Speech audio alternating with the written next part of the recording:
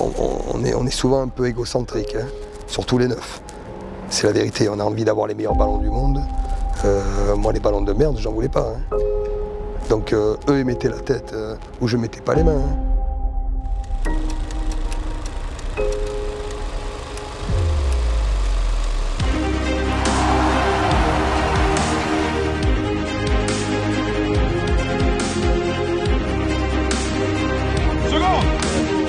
C'est notre église. C'est notre église, s'il n'y a pas de mêlée, il n'y a pas de foi.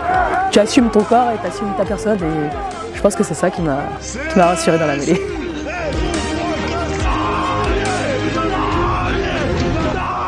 Donc bonjour, Christophe Urios, nous allons parler de la mêlée. Bonjour, Didier Sanchez. Nous allons vous présenter un documentaire sur la mêlée, le combat est titan.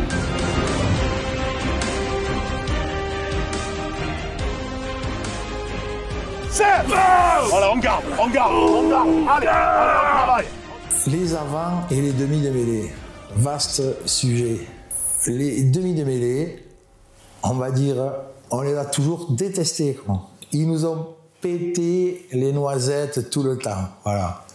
Mais on les a autant aimés qu'on les a détestés, quoi. Voilà. Donc c'est les poils à gratter. C'est un peu aussi, pour reprendre une image, c'est un peu peut-être la tête et les jambes, c'est-à-dire à la mesure où c'est la tête et nous c'est les jambes. Voilà, ou alors c'est peut-être les yeux, quoi. C'est les yeux, c'est les guides, voilà. Et voilà. Mais il y a, quand je dis ça au préalable, c'est que c'est de l'humour, mais parce que c'est vrai que des fois les demi-démêlés ils nous ont saoulés, quoi, parce que pour eux, enfin, le ballon il est jamais assez propre, enfin, il est jamais, etc. Mais à la fois on sait qu'ils ont raison aussi, quoi, voilà. Le demi de mêlée lors des mêlées, c'est un jeu et dans lequel on rentre malheureusement pas, parce que quand on voit les introductions aujourd'hui, no comment. C'est le petit Roquet qui aime bien se mettre en avant par rapport aux grands costauds, mais qui ont un rôle primordial dans la mêlée. Mais ouais, bon, après ça reste pas du tout un ennemi ou un grand problème, le demi de mêlée sur une mêlée, mais ça fait partie du jeu, ouais. C'est un casse-couille, hein. Et tous, c'est des petits roquets, là. Et après, ils viennent, mais si on n'y est pas, ils s'en vont au courant, tous. Tu fais ça, il n'y a plus personne. Oh, calmez-vous. Mais non, ça, maintenant je le dis, mais à l'époque, hein, je ne le disais pas, hein, parce que j'en ai eu quelques-uns de demi-mêlées, donc d'un que tu connais, père son âme, le pauvre, oula, là, tu regardes vous, hein. Ils ont un rôle important, voilà, après, qu'est-ce que tu veux, c'est le lien un peu, c'est le lien de ce qu'on pond avec la ligne de 3 quarts, voilà. C'est la continuité, je dirais. Mais comme Jacques, il savait te sublimer, mais pourquoi? Parce qu'il te mettait en avant. Parce que nous, bon, c'est vrai que tu prends la palme, moi, on ne parlait pas trop, hein, bon, ouais. Mais il savait te... Je parle de Gérard, d'Alain, de Robert, il nous mettait en avant, quoi. Et il savait, voilà, il savait qu'en nous mettant en avant, on ferait tout. Ce fameux France-Écosse, quand je me rappelle, c'est moi qui ai fait une tapette. Hein. Et comme il y a eu un peu...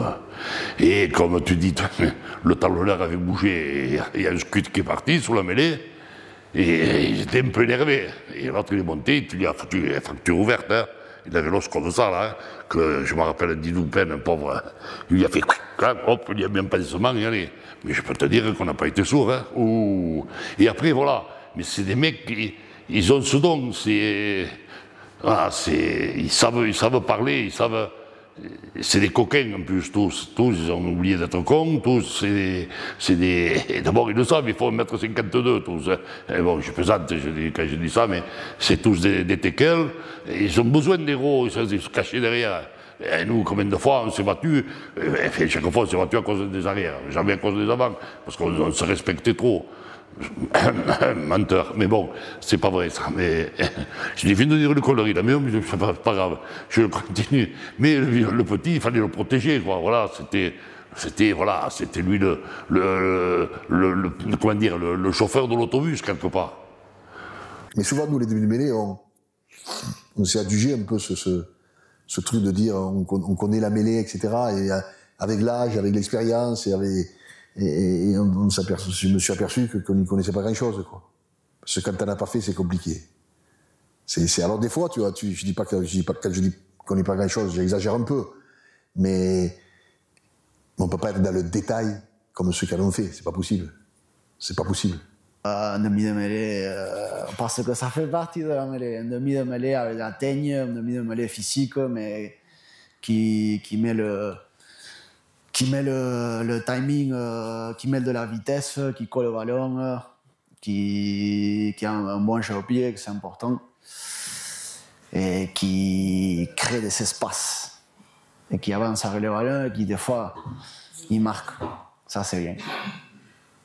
Être entraînant aussi pour eux. Tu vois ce que je veux dire? C'est pas juste gueuler, c'est pas ça. C'est ça, bien sûr, parfois il faut le faire, parce qu'ils en ont besoin. Il faut les réveiller, des fois c'est comme ça. Mais aussi pour bien comprendre qu'est-ce que tu veux dans les détails. Et quand tu leur parles de détails, qu'ils sentent que c'est pas que pour toi. Parce que on est souvent un peu égocentrique, hein, surtout les neufs. C'est la vérité, on a envie d'avoir les meilleurs ballons du monde.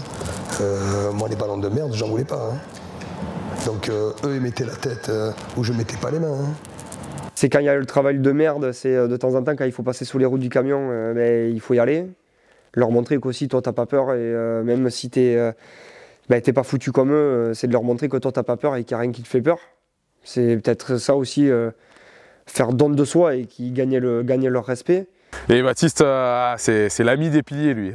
Il vient de là, quoi. Enfin, il vient de ce rugby où c'est la culture des avants, des gros. Il aime les gros. Il est toujours derrière. Il fait que haranguer, il fait que gueuler. Il met des pièces tout le temps aux gros. Enfin, tu vois. Mais par contre, il aime vraiment son pack, quoi. Voilà, c'est de leur dire aussi quand c'est bien, putain, t'as été énorme, quoi. C'est des petits trucs comme ça. Parce que bon, quand ils sont pas bons, tu leur dis. Donc, d'arriver à trouver le juste milieu. Mais par contre, il faut accepter aussi que quand toi t'es pas bon, qu'ils te disent non mais là Baptiste tu nous casses les couilles. Et là par contre, t'inquiète, je vais changer. Je me suis souvent plus entendu avec des gros dans mon quotidien qu'avec des trois quarts parce que c'est naturel, je pense que c'est le tempérament des gens. Et moi j'ai réussi comme ça à être un petit peu un peu apprécié, on va dire, et respecté, mais pas en gueulant. Ça c'est sûr que je suis pas comme ça et pourtant plein de coachs me l'ont demandé. On nous dit souvent qu'on a besoin certains matchs d'être le 9e avant et c'est pas tard de le dire parce que on a besoin aussi des fois du demi de mêlée qui vient se frotter un peu.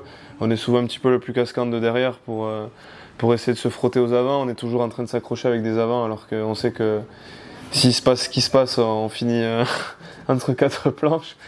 Mais non, c'est sûr qu'on a besoin d'être auprès d'eux et moi c'est vrai que j'aime bien avoir ce rôle-là des fois, plaquer avec eux, parce que je me sens un petit peu comme eux, quoi. Parce que je suis pas loin d'eux, je leur introduis le ballon donc je suis comme eux. Max, tu vois, à peu près tous les mois, il nous ramène un gâteau basque, au gros. Il nous met ça dans le casier, tu vois, il te le dit pas pendant la journée, tu ouvres le casier en fin de journée et tu as ton gâteau basque. Et là, ça, c'est un régal. Tu vois, quand tu as les courbatures, là, il te le met généralement le lundi, tu as les courbatures du match encore. Et tu vois, tu ouvres le casier et tu as le gâteau basque. Tu te dis, là, tu vois, ça, c'est un neuf qui prend soin aussi des gros. Sur une mêlée, on sert vraiment pas à grand chose, entre guillemets, quand il faut pousser, quoi. On sert juste à sortir le ballon rapidement. Et s'échapper le plus rapidement possible. Derrière, c'est un côté un peu plus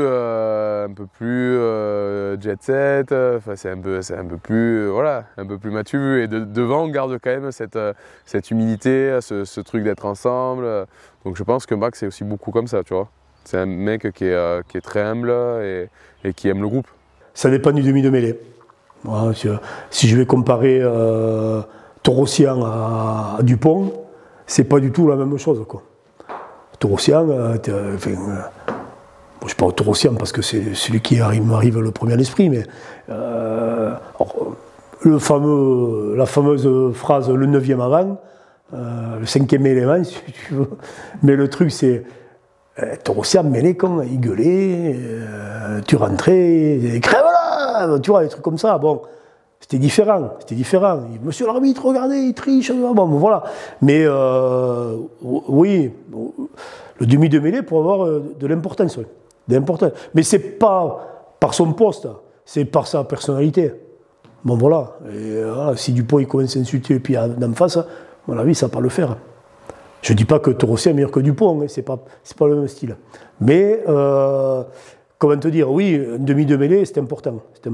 C'est l'emmerdeur, le gueulard. Autrefois, il avait vraiment, pour moi, une sale image. C'est le chien de berger qui va mordre les chevilles des types pour les mettre dans leur rang, les guider ou autre.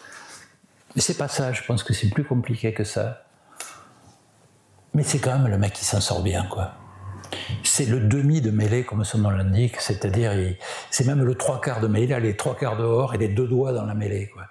Et quand ça chauffe vraiment, il les laisse pas. Le demi de mêlée, il désembrouille la pelote. Voilà.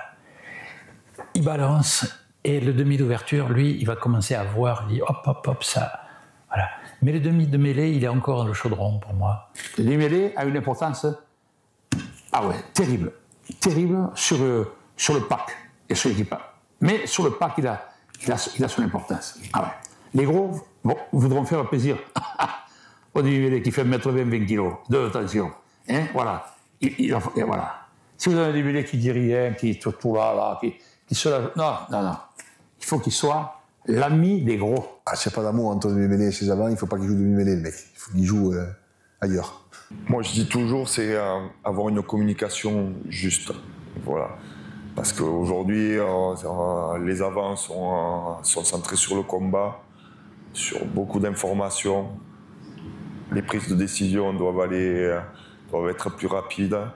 Et c'est le cas avant avec nos moyens, mais plus il commandait, plus il avait un discours juste, plus on le respectait. Voilà, et autoritaire. Il fallait que son discours, sa communication soit claire. Si elle était claire, hop, toi tu vas rester avec nous. Si on sentait qu'il commençait à être hésitant, bon, on allait l'aider, mais on aimait quelqu'un qui a la poigne, qui s'engage dans sa communication. Et après, c'était le fameux branleur, c'était celui qui...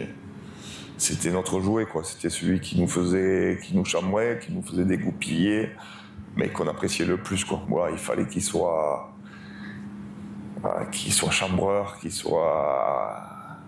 C'était vraiment ça le poste de neuf à l'époque. Tu vois, à l'époque, j'aime pas parler comme ça, mais le demi de mêlée, c'était presque un 8e avant, tu vois.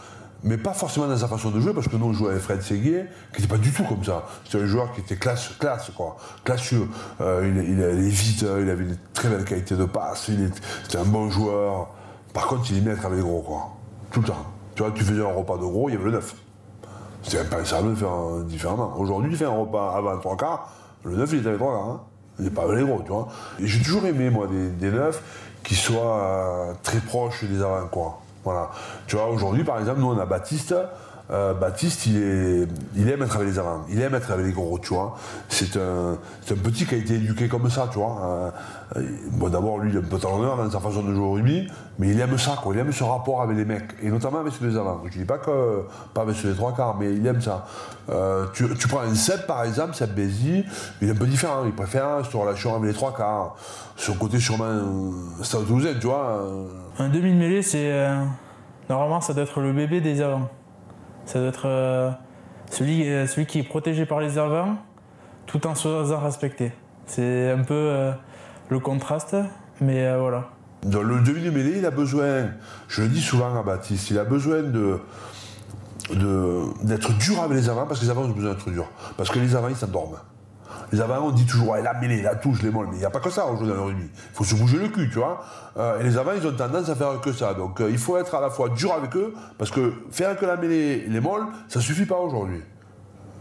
Et en même temps, il faut donner de l'amour aux mecs, parce qu'ils le font pour toi. Il est resté dans sa rudesse et sa manière de parler. Et à l'ancienne, on va dire. Il est resté là-dedans et moi, j'aime bien. Enfin, en même temps, j'ai été un peu éduqué comme ça, du coup, j'aime bien un peu ce truc d'ancien. C'est bien. Après, lui, il parle très peu. Ou quand il parle à toute l'équipe. Et ça va monter crescendo, souvent, lui. Soit il part directement à fond, et tu sais, ça va rester en gueulant. Soit il part petit à petit, comme on l'a vu, je suis pas un petit mec. Des petits mecs, on est des petits mecs tous. Tous on est des petits mecs, le staff et les joueurs. Le staff et les joueurs. Et moi je suis pas un petit mec. Moi je suis pas un petit mec. Ok? Donc on y va. On y va les mecs, hein? Oh! Et d'un coup, il va y avoir un fil là-dedans et je suis pas un petit mec. Et voilà, et ça va partir. Moi j'aime bien, c'est sa franchise en fait. Sa franchise. Alors il met pas les formes, mais il va te dire toutes les choses. Bien ou pas bien. Souvent pas bien, mais il va te les dire. Et c'est bien. Ça te remet les idées en place et ça te permet de rester les pieds sur terre aussi. Nous, quand on jouait, c'est moins vrai maintenant, mais à l'époque, tu vois, interdit de toucher le neuf. Interdit. Ces mecs, hein, les hors-jeu, tout ça, à l'époque, l'arbitre, des fois, il était comme ça. Hein. Donc, tu vois, le neuf, il se faisait attraper, nous, par un Fred Ségué, qui allait très très vite, qui était bon autour des rails. Les mecs, ils essayaient de l'attraper, tu vois. Mais là, c'était impossible. Impossible. Gagner l'affection des savants, c'est surtout être là, être dans le combat, être soudé, passer beaucoup de temps avec eux. C'est pour ça que le rôle de demi-mêlée aujourd'hui, tu passes beaucoup de temps dans son entraînement, d'un côté avec les trois quarts, de l'autre côté avec les savants. Et il faut une connexion, en fait, c'est la connexion. Et il faut passer du temps, il faut se chambrer, des fois, il faut taper un peu, mais surtout recevoir. Mais les avants, ça reste particulier. En tout cas, pour un demi-mêlée, moi j'ai toujours aimé ma connexion avec mes piliers, mes deuxième lignes, troisième ligne. Voilà, je sais pas. C'est comme ça. C'est un côté affectif qui est réciproque, à mon avis. Parce que tu les engueules, ils se vexent. Hein, des fois, moi, ça m'est arrivé. Des amis, hein. J'en cité deux, Laurent Emmanueli, avec qui j'ai joué très longtemps, Thibaut Privat, des garçons qui m'ont protégé pendant des années, à qui je dois un peu d'argent quand même, sur une assurance vie, là, parce que Thibaut Privat, il me protégeait sans arrêt. Et à la fois, je le pourrissais sur des trucs, il me regardait, le nain, calme-toi. Et en fait, on pouvait se choper, ça m'est arrivé, mais aller parler à ça dans la bouche, quoi. Mais à la fois, je sais pas, il y a un respect. J'ai souvenir de grands demi de mêlée, Pierre Minoni entre autres, Julien Dupuis, Jean Bailly-Salde. C'était chiant quoi, parce qu'ils étaient à côté de ton oreille, ils te parlaient là, ils grattaient, ils avançaient, ils bougeaient autour. Donc oui, ils étaient roublards. Aujourd'hui, avec les directives, ça a changé. Il y a cette notion du hors-jeu, pas dépasser le ballon. Tu as la notion de maintenant de ne plus dépasser le couloir de l'introduction. Donc c'est vrai que ce roublard, il y a 15 ans, par la directive naturelle, était obligé de modifier son attitude et son placement. Tu sais, à l'époque, ça parlait beaucoup. Les mecs se branchaient. Bon, et toi, t'es demi-mêlée à côté, puis bon, tu fais le caniche, quoi, tu branchais les avants adverses, mais en réalité, c'était les tiens qui les affrontaient, quoi, tu vois, mais t'avais l'impression d'exister, là aussi, de défendre les tiens, comme on dit, donc, ça nous est tous arrivé, ça nous est de brancher le paquet adverse, mais bon, c'était, avec le recul, c'était certainement ridicule. Moi, j'ai connu les demi de mêlée, bon, je vais pas dire de gros mots, mais c'était des vrais casses, voilà. J'ai peut-être connu les plus pénibles, mais bon, du moins, j'en ai connu deux, puisque j'ai connu Serge Mias, et Fabien Galtier, essentiellement, qui étaient quand même dans le sens pénible, ils étaient pas mal, quoi. Donc, des fois, je pense qu'il y avait même certains joueurs qui auraient été capables de les assommer, quoi, pendant le match ou après le match, quoi. Voilà. Mais au final, bon, on savait qu'ils avaient raison, on les a respectés et on les a même aimés. Là, ça fait quoi? Ça fait 4 ans, 3 ans, ouais, ils m'ont pris avec les savants, ils m'ont cassé une côte. J'étais 2 semaines absent. En plus, il y avait Pierre-Henri Brancan comme entraîneur et ça, il a été dur, avec eux et surtout avec moi. Mais bon, ouais, c'est ça, c'est être un peu dans la bataille avec eux. Parce qu'après, c'est eux qui vont te défendre, qui vont te faire avancer, qui vont jouer un peu le jeu dynamique et qui vont surtout te créer des espaces. Donc, c'est très important. Et il finit l'entraînement, c'était l'échauffement, même pas l'entraînement. Et il finit, l'entraînement en cercle, il m'appelle avant que je suis allé à l'hôpital, il m'appelle. Et il a gueulé tout le monde, entraînement fini, du coup, il y a Babillo qui m'a pris et je pense qu'il se sentait un peu mal de la situation, il m'a pris à l'hôpital et du coup, bon, côte pétée, et même aujourd'hui, j'ai la marque, regarde, j'ai la marque de la côte là. Ça doit être un cornac avant tout, aimé de ses avants, apprécié, malin, coquin, on a des camions comme ça, hein. Mais un mec que tu as envie de te filer pour lui, vraiment. Lui il représente c'est comme un peu le grand frère, tu vois. C'est un peu le grand frère, voilà, c'est le grand frère. C'est le cornac, pam, il dirige les éléphants. Hein. Pam, de temps en temps il redresse à droite, à gauche, il te dit les choses, il te dit non, là ça va pas, là on n'y est pas, c'est le chef d'orchestre quoi. 2000 de mêlée, c'est l'hommage, c'est l'homme à jouer quoi, c'est l'homme à jouer, il doit être exemplaire. Il doit être exemplaire pour toi, il doit te montrer ce que le combat, et toi tu dois lui rendre par ton travail quoi, de sapeur. Avant, c'est vrai qu'il y en a eu des 9 cornaqueurs qui étaient chaussettes en bas, beaucoup de chaussettes en bas, et qui aimaient défier les gros, voilà. Et qui étaient les premiers d'ailleurs sur la scénarisation de mêlées relevées, qui pouvaient être les premiers acteurs de cette bagarre générale.